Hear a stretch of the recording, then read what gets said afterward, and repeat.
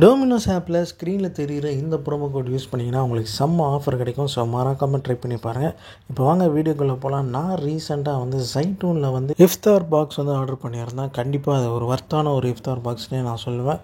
குறிப்பாக அவங்கள்ட்ட அந்த பார்பிக்யூ சிக்கன் ரொம்ப சூப்பராக இருந்தது. அதே சமயம் ஹலிமா அதே மாதிரி தான். பட் ரோஸ் மில்க் மாதிரி ஏதோ ஒன்று கொடுத்தாங்க. பட் அது என்னுடைய டேஸ்ட்டுக்கு அது செட் ஆகலை. நிறைய இஃப்தார் பாக்ஸில் கிழி பரோட்டா வைக்க மாட்டாங்க. பட் இங்கே ஜைட்டூனில் வச்சுருக்காங்க.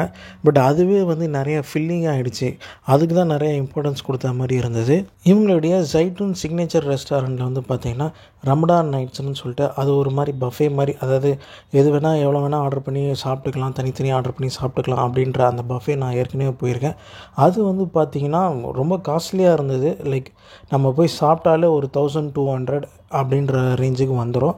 அது டேஸ்ட் எல்லாமே ரொம்ப சூப்பராக இருந்தது. அதுக்கு ஈக்குவலாக இந்த பாக்ஸ் இருந்தது.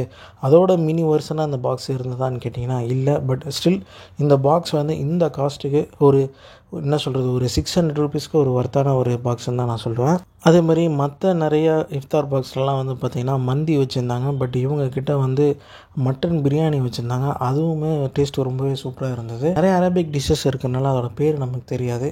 பட் இவங்க அதை ஒன்று நேம் கிளியராக மென்ஷன் பண்ணி போட்டிருந்தாங்க. இந்த ரம்ஜான் டைம்ன்றது ஒரு ஃபுட் ஃபெஸ்டிவல் டைம் மாதிரி ஆகிடுச்சு.